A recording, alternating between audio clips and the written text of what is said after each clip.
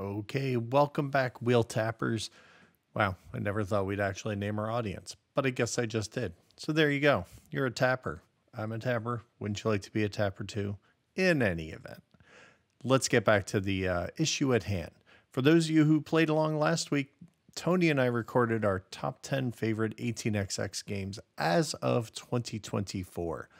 This is the second half of that episode, and if you have not heard the first half where we cover the rules, our numbers 6 through 10, and all of the potential peripheral runners-up, posthumous winners, and all that fun stuff, be sure to check out last week's episode. Otherwise, we're going to dive right into this one and get started with the green phase, which is why if you're watching this, you're looking at a big green phase. So let's dive in. That's a little bit of a deep cut. That's a little bit. Okay. Hey, I spent a good month of my life looking at track tiles while I was making them. So, Yeah, no kidding. All right. So I'm going to lead off this time. Now we're switching in your first. Yes. Okay.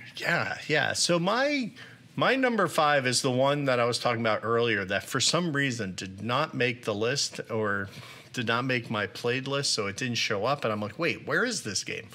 And that's 18 Korea. I talk about variability. My goodness, this game has it in spades. I love Korea, but I love it for completely different reasons than all the other ones. I think Korea makes you feel clever in the moment because you were able to maximize what you were handed. And it's like I love the way you said that. It's great. I just absolutely smoked the table at tracks last time by like I think I was $4,000 ahead of the nearest person because I just manipulated the things I was given at the beginning so well that I drafted. I had to make some choices here. I wasn't given, but I had the last spot in the draft and I was still able to pull two great synergistic things that just work so well together and really parlay that into a complete blast of a time. And, it made me remember like this is one of those that's a little harder to get. You gotta Instagram a guy in Korea and send him some money and then a box will show up later. But it's if you can find a copy, 100%. So worth it. So get the worth expansion. And get the expansion. And don't hem and haw. Just get it because there's a lot of fun in that. And it's a great experience every time I play it. Like, I don't set out trying to make the best company or trying to win the game. It's just trying to do the best you can. Like sometimes the war comes quick, sometimes it comes slow. It depends on how it's playing. Sometimes the North is ridiculous. Sometimes it's all right. It's very kind of like why I like SJ for variability. This kind of takes variability and puts it at like level 9. It's on steroids. It really is. It's just a blast. And I can't think of a time I've played this game where I haven't had fun. I haven't laughed because something was ridiculous.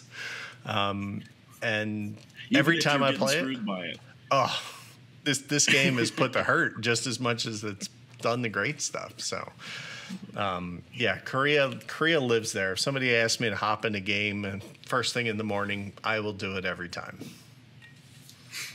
So, nice. Sir, that brings us to your number 5. Chris, we're great friends. Not just because you're a great guy, but also because great minds think alike. We have a little crossover number action. 5 is 18 Korea for me too. Awesome. And I'm gonna go to the bottom line first. It's not because this is a great game, because it's not. Yeah. But it is. It's a great experience. It's ridiculous. And it's ridiculously fun. Everything is broken. The powers that you talked about, right? Like, and how you apply them to what company and how they synergize, it is great, great, great. But I 1000% agree with everything you said. And I want to call out 3 things in addition to what you said. The first one is the Korean War. Because it reduces the map by half. Like, what? Easily. Yeah, exactly. So like the first half of the game, you're playing on this map, right? Like, and then the second half of the game, you're playing on this map, right? So it goes with twice as many companies. Right. It goes from you're playing in your living room to you're just playing in the hall bathroom. It's like boom. The second thing I want to call out is the Korean War. The Korean War, the North is so lucrative, like you got those things that, those all the cities are really lucrative, plus. Right? Yeah. So people want shares in those companies. You want to start those companies, right? So there's going to be some bidding for those presidencies and stuff like that. And then because of the Korean War, you're trying to find that timing of, okay, am I going to have an opportunity to dump this company on somebody that bought 2 shares, or do I keep it, or what am I doing, right? And with that dumping ability, there was a very memorable game at Trax Narrow Gauge, which is just us Trax guys going into the mountains. We rent a house in the summer, right? And we get away from everything down here in town and just play games for a few days and can't wait to associate with each other. We invite some friends along, but like there was a memorable game of 18 Korea at one of those where there were 6 instances of companies either being dumped or being taken over during the game because of all that craziness. And that kind of stuff doesn't happen all the time in 18 Korea. Don't anybody get the wrong impression, but like it's just the way things worked out with the lucrative North, the pressure of the Korean War, the powers. It just made it very, very memorable. And then the third thing I want to call out is, again, the Korean War, because, you have that whole decision of like, unless you get a station in the South, the Korean War is going to, close your North Korean companies. And it closes it with impunity. You get nothing. Totally. You don't get anything, right? There is zero compensation. But there's all these special powers, right? Like where you can do, it's just super fun game. The last two times at least that I've played Korea, I opened my North company with the intention of turn and burn, let it rot, and let it explode. Yeah. Every single time it gets a token down south and lives. And it's just like it either happens because like Track's there and tokens are cheap, and you're like, well, I guess I can keep this alive with its 2 powers. Let's go ahead. Let's put a token in Seoul or, whatever. And it never fails. Like even the last game I played, I had this incredible company up north just making money, and I was just stripping money out of it like it was no tomorrow. And I'm like, I don't care. This thing's going to die. And ended up living because it got a token in Seoul. No 2 games will ever be the same. No. Especially when like we're talking the stack of privates is, laminated copies is at least 2 inches thick. Oh. And every time you play it, you basically deal out the privates or the ABC powers, and you basically go, nope, I've played with that one, take it out. I played with that one, take it out. And then you add in new ones and you make just to get new levers and buttons to play with. So so good. But that's why it's our number 5. Our number 5.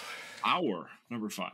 Our first crossover. What about our number 4? Do we have an our number 4? Or, I think it's possible. Okay. Because my number 4, I have a feeling 1824 lives at number 4. Okay. Gotcha. Great game. You want to talk about games I'm usually bad at, but continue to want to play, it's this. Because if you're off on that train rush, and I'm usually off on that train rush, it's rough. It's a rough game to be on the wrong side. But I kind of feel like there's a lot of levers. There's a lot of ways to open this game. I really like it. I really loved what you did with 24 plus, and it actually 24 plus was my number 20. So it's not too far off of how I feel about this game. 24 nudges it out because it's literally sitting over there, whereas plus is not. So, but I like it. I like the puzzle of it. I like dits in this game. I like towns in this game because you're gonna get a G car and you just go nuts with that G train and have some fun.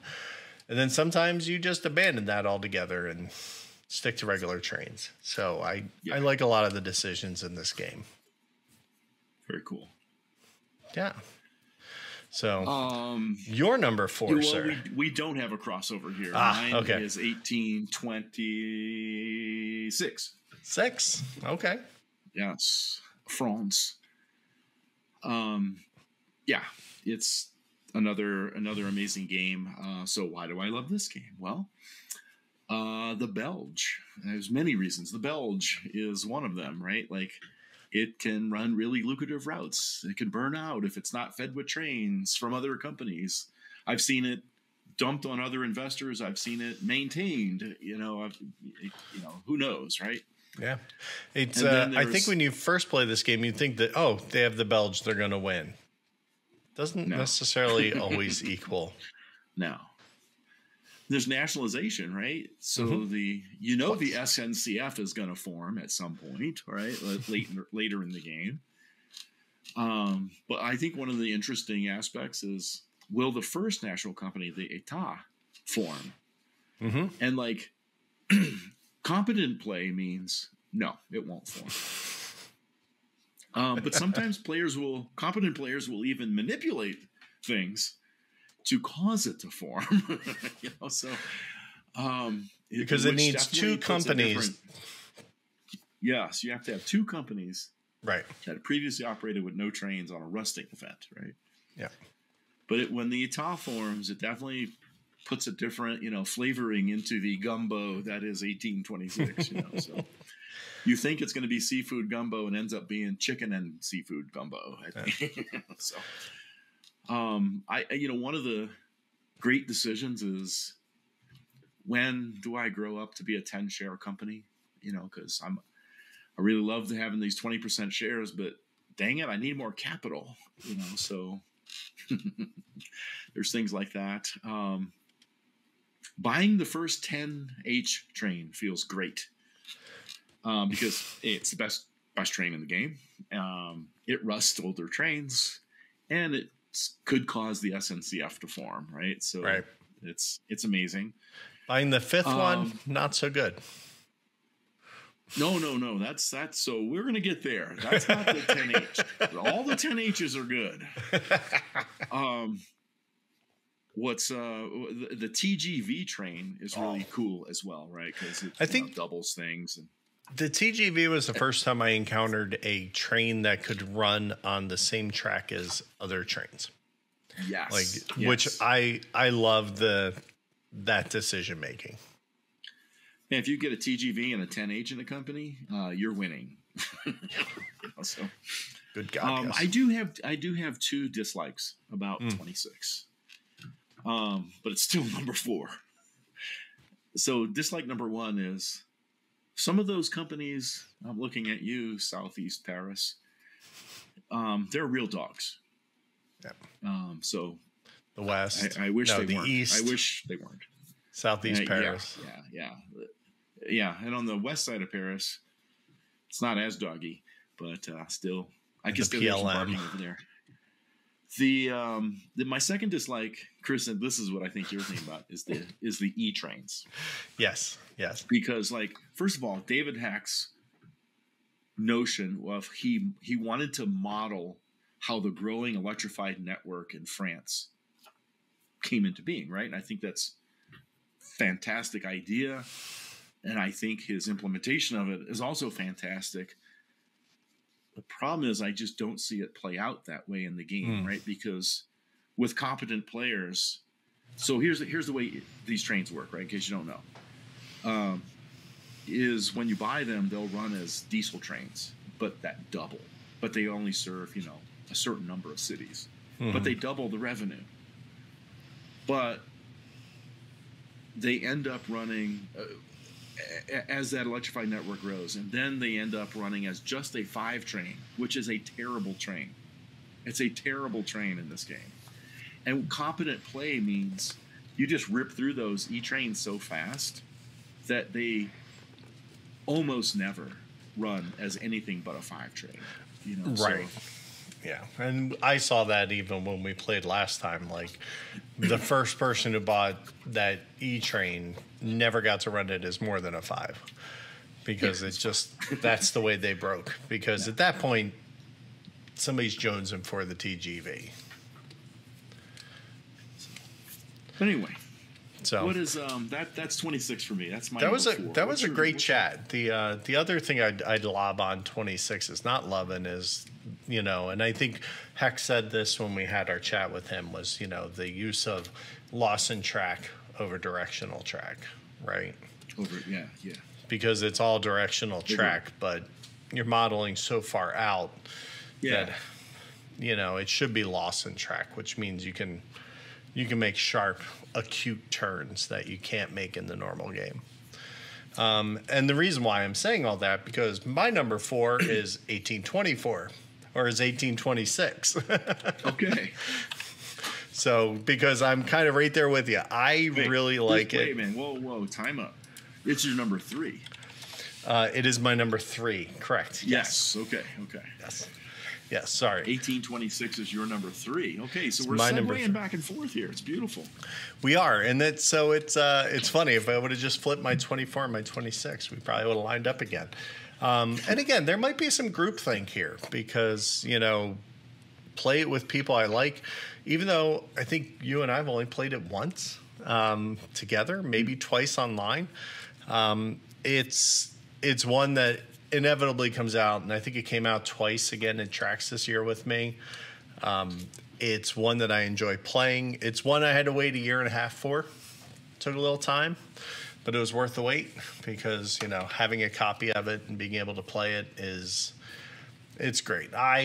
For all the reasons you said you love it, and the same reasons you say you hate it, I feel like there is in that southeast corner, there's a few companies that are just kind of like late starters, and then they don't really super help other companies like a traditional late starter does. So I think they can be a little stale, and you're just doing it because you need shares, right? And you're not really... And trains. You need money for trains. Yeah, so... And I never used the word hate. I said dislikes. Dislike, yeah. I don't hate it. No, that's not true. I'm usually the person buying that first E-train. I hate that. But yeah. Buy 10H. If you can. There's not that many, though, as I recall. But for all the reasons you love it, I agree completely. So cool. Where does that bring us for your number 3, sir? Well, yeah, it is just like this for us here, because 1824 is my number 3. And so the things I love about 24 is mergers, right? How the companies form on a schedule, and the coal companies convert and everything. And at least at the beginning, there's going to be some ambiguity as to who's going to end up being the director of the resultant company. Sure. But then as players buy shares of those companies that will run tomorrow, they're going to buy shares today in companies that will run tomorrow. That ambiguity gets, resolved. It's one of the few games where I ever see people pre-buying shares that are not paying squat. You have to. Because, it's the only way to have control. Yes. And with these companies, it's mandatory even, because you can only buy 60%. So when the coal companies and the pre-Staatsbahnen start, collapsing into the big companies, then you can exceed that 60%, and that's often desirable. And I think that's That's one of the coolest things about the game. Like you said, the goods trains are just great because they suck up all the towns for free. They're like it's little beautiful. Pac-Man out there, just. But towns, right? This crazy. Towns again. The G trains love towns, and the passenger trains hate towns. You know, so this game has a schizophrenic treatment of towns. It's fantastic. And when you add in the goods variant, where you're throwing down even more towns, extra hits, and I'm because put one right over here, and then you weaponize them. Yes. The train rush is amazing. You know, like there's the exporting at the end of a set, and more critically, there is the ability to upgrade a train to the next type when they're available. I think that really pushes it along. It's great. I also love how the progression of the passenger trains drives the availability of bigger goods trains. Yep. You know, I think it's very, very clever. Dare I say, brilliant. And usually catches me out. And just plays quick. Like we've played 1824 so much, we can just bang it out, nothing flat over here. It not only plays quick, I kind of feel like it feels quick, right? Yeah. Like I feel like it's one of those games where, it's not like you're running one company and 8 things are happening in between your turn, But I kind of feel like, with your mines and with this, I kind of feel like you're constantly building and progressing until obviously it funnels down. But, I think that helps keep you involved and keeps the game moving at a pretty good clip. Like I don't find myself getting bored and getting up and getting a drink or anything like that. It's no, there's always something going on. Absolutely, especially with the train trade-ins and stuff. So. Yep. So what made it to number 2 over there? Number 2.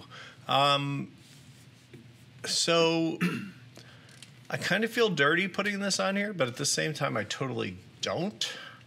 I put 18 India actually as my number 2. Oh, interesting.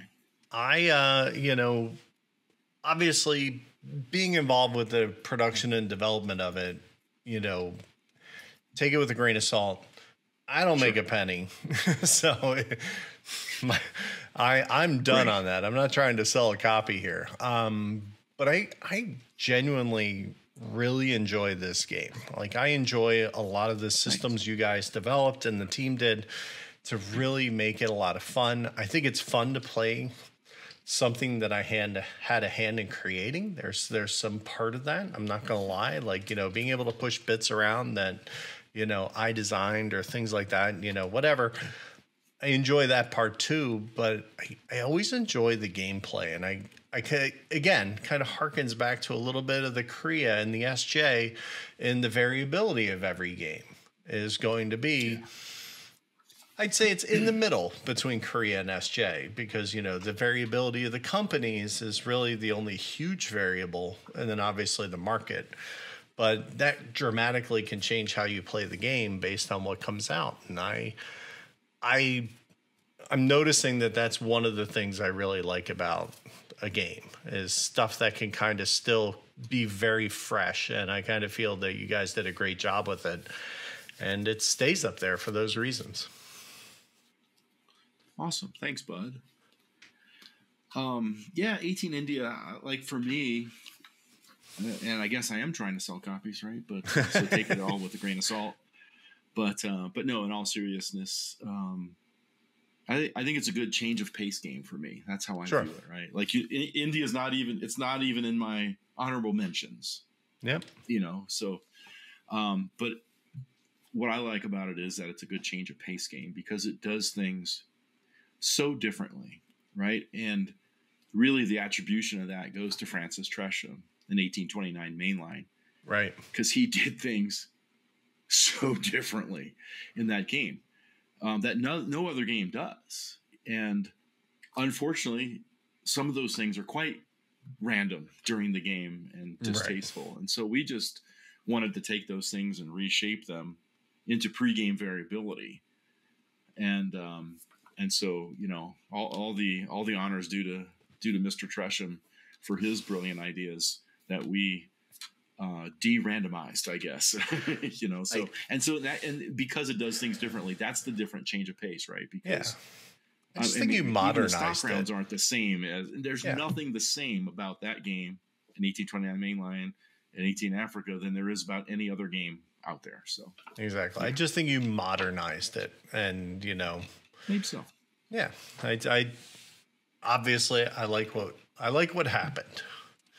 So Awesome. what is your penultimate list? My so Holder. yes, I missed saying anti-penultimate. Damn You it. did. Um,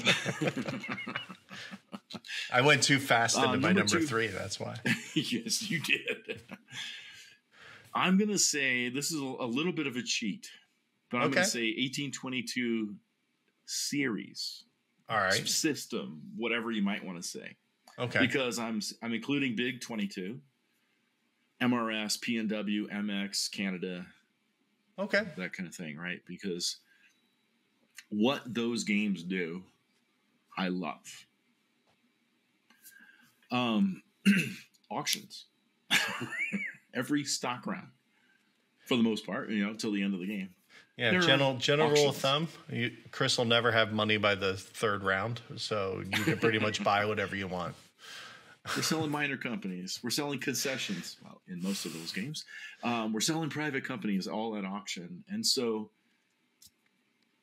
I like to say that 1822 renders an 18XX canon to be less truthy. And that is like, that canon is like, spend as much money as you can in the stock round on shares that you can safely buy without acquiring risk of liability, right? In 1822, like, well, I am going to earn, I see what's coming up next round. I'm going to earn money. I also want to make sure I can bid on that. I need to save money, not buy. It's, I love that. Auctions are amazing. I love auction games. Mergers and acquisitions. Hello.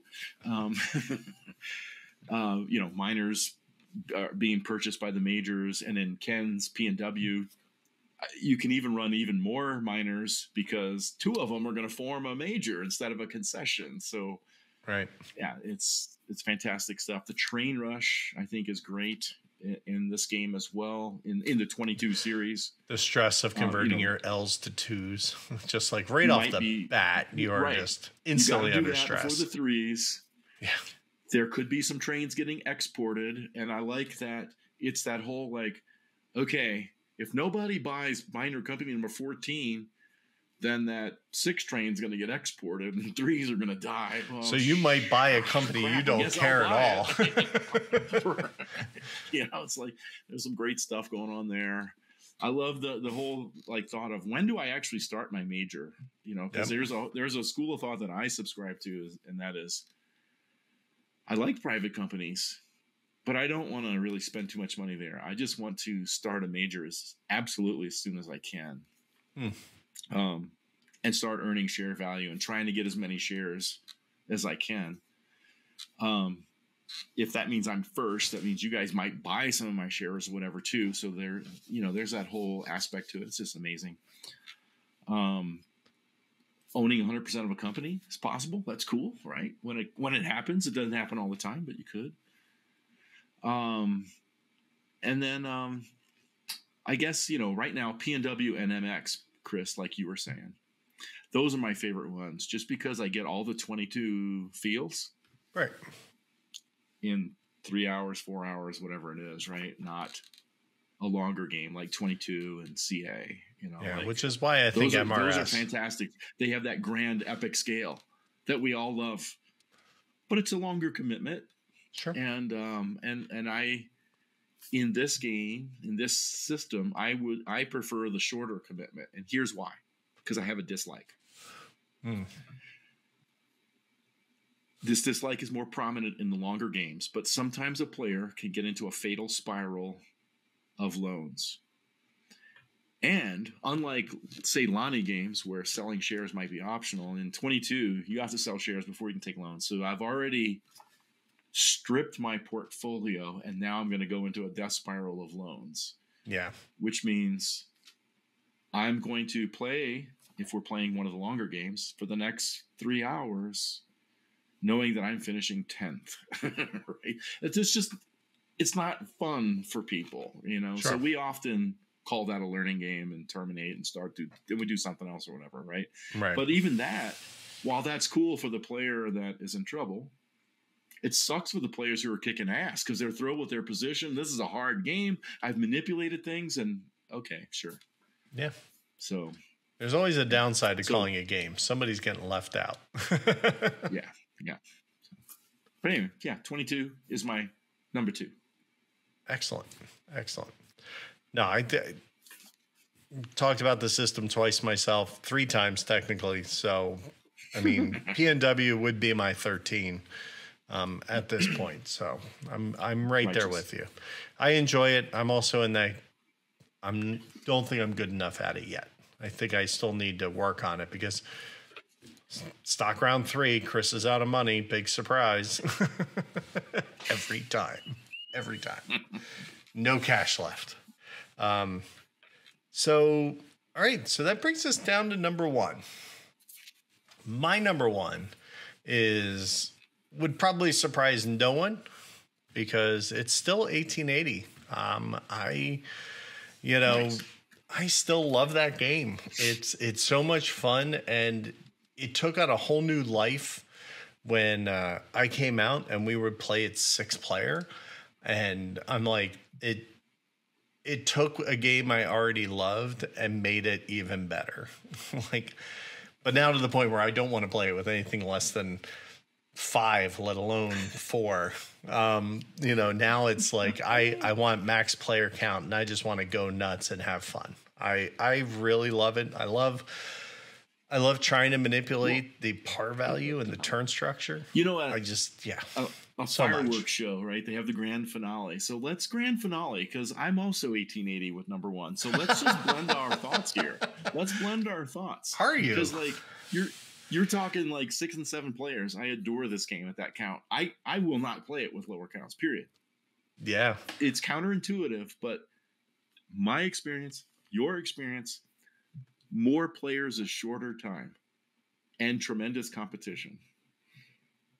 Yeah, it's just I love the turn structure. I love the manipulation of the buying trains to prolong operations. You might not need the train, but you're going to buy it. Stacking your companies. Stock rounds are non-deterministic, right? Yeah, stacking your companies so you can run back to back, so that you can take advantage of that. On the par value. Is that what you mean? Like on the par values? Yeah. When you can, you open one at 80. I think the games where you open it and everybody starts at 100 and then everybody starts at 90 and everybody starts at 80, they're kind of boring. But when you get the people who are kind of like, I'm going to start at 80 and then I'm going to start at 90, and then they kind of come backwards up the rank, I think it's so masterful because turn order is just always going to be set. But there may be new entrances that kind of break up that mix, which I love. Love, love, love. Yes. I even love and when you start a company, though, there's that other decision to make too, right? Like, how big is my presidency? Yeah. So it's what is my par and how big is my presidency? How long do I want to build for? How many phases I can build Trek, right? I love you're at the end game and word, brilliant. 2 people are building because nobody else has a D permit left, which is fabulous. I think the miners, the private companies are really, there's a couple dogs, sure, but I think that there are some that are really fun, like the Rocket. Like, you can get a company out of the gate. I love the, that you can you can have a late certificate that you can just push into a company, because sometimes you don't know. Like, you can open with a 30% certificate because you have this extra D permit sitting out there for it later. Correct. I even, a lot of people, one of their things that they kind of harp on is the foreign investors. But I actually really like it because that's a share that you're kind of sitting out there and getting money on while it's paying, and I think, I played every way, the late foreign investor hookup, the early one, like round 1, let's go, let's just get this done with and I'll take the share. I've played it every way, and I've seen people win no matter what. I've seen people win in different areas with different trains. I've seen people with the JHA get screwed in the middle of Beijing because somebody tokens their front doorstep, which is always hysterical and Yes. sucks when it happens to you. But yeah, I love this game. Yeah. That has never wavered, and I'm kind of sad that we didn't get to play it at tracks this year. It got to the table several times. Yeah. But I never got it. Yeah. The Zombie 2 train, right? That comes back at the end of the game. Yep. What else? When you have a big presidency like a 30 or 40, then it's safe to own more than one. Yeah. So you can, do some cross investments there. The map's cool. Communism is cool. I never thought I'd really say that in my life, but it is. It's cool for a very brief amount of time. That's right. I love that you don't have the poison 4 train, so to speak, right? No one wants to buy that. Well, this game doesn't have it. If no one buys one of those trains, if no one buys a train, they're all gone. It's really cool. And so many if I feel like it breaks so many. I mean, typical of the Lonnie games, right? Like there's so many rules that it breaks. Like with the phase chart, with the,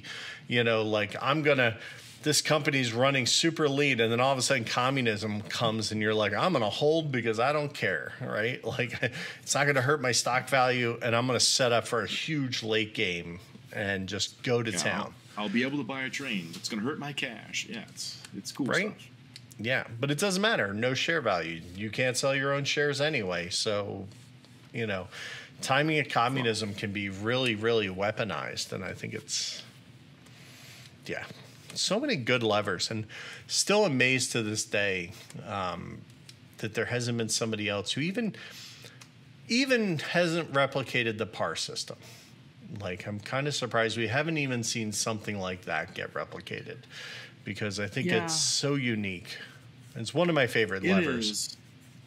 It is. There's similar things, right? Like in 1837, there's certain par values that can only be, but it's not quite the same. Yeah. 1880 does it very, very cool, very unique. And it's just so, it's tight. It's really tight. Yeah. Like the way it all works together, it hums, and just so good. So good. Cool. Woo. That's exciting. That was long. Yeah. Well, let's real quick. Let's just kind of compare our lists from years past. Let's get in the Wayback Machine, like diddle-doo, diddle-doo, diddle-doo, and we're gonna hop back a few years here. So our top 5 from, let's see, it was your graphics wrong. It's nope, it's right. 2018 and 2020 were the 2 times we made lists in the past. So let's see, for 2018, and in no particular order, because Tony and I were not necessarily ordering them. In 18, you had Chesapeake, 24, 61, 17, and 22. So we've seen a few movers and shakers. Yeah, 22 and 24 are still there. Yeah, still high. And 17 and 61 and 17 are still on the list. They're just higher than 5. Right. They've kind of slipped down a little bit. And then in 2020, you had 24, 1880 making its rise. And then you had 18 PA, 26, and then 30. Yeah. PA might have been a recency bias and experience bias because it's super fun. It's distinctly possible, right? Like it makes a lot of sense. 24, 80, and 26. So 3 are still on my list there. Right. Makes total sense. And then for my 2018, I had 61.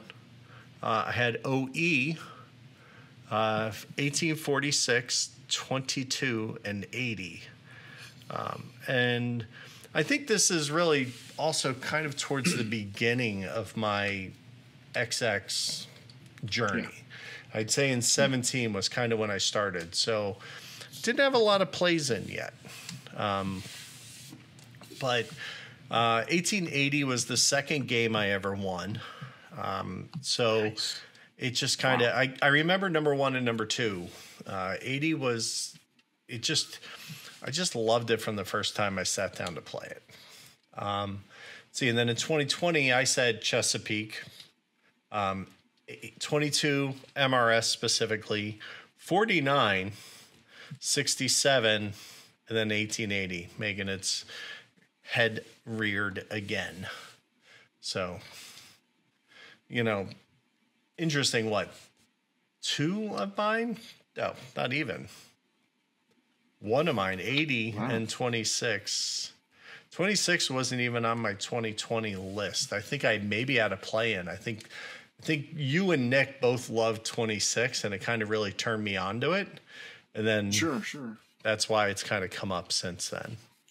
Well, I mean, you know, over the years, what you've experienced, what you like, what you don't like, right? Just The I don't levers you like. matures, because that's not the right thing, but it changes. It gets refined. I understand more about what I like.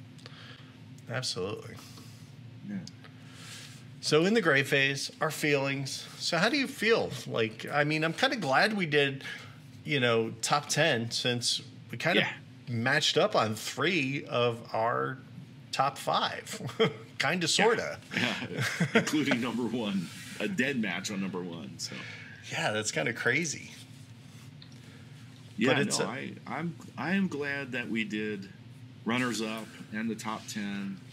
I'm actually glad I numerically ranked them instead of just saying, good. Here they are in alphabetical order. But So, yeah. because at the end of the day, you do have a preference. You do want to play something more than something else. I think, you know, I think it's hard to get away from that.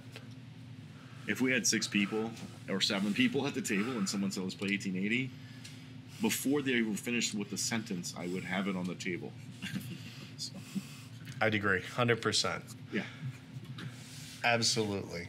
Well, this has been a lot of fun. I'm really glad we revisited this. I expect if we were to sit down in another 2 to 3 years, again, I'd expect churn on that, because Sure.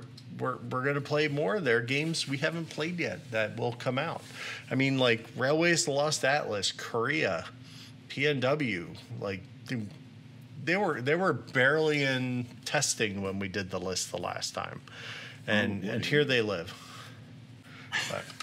But as you heard, obviously we have a few more thoughts for shows that we're kind of working on and playing with, and you know, we'll see. We'll keep going until we don't have anything to talk about. And then we'll come back when we have something to talk about. Exactly.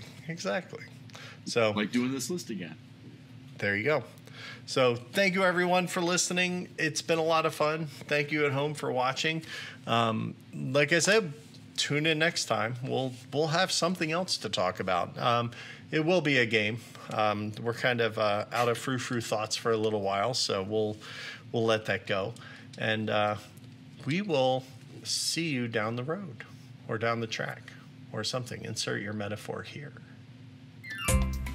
Thanks for listening to this week's episode. This Week in Each Week is brought to you by Game Toppers. Upgrade your gaming experience at GameToppersLLC.com. We'll see you next time.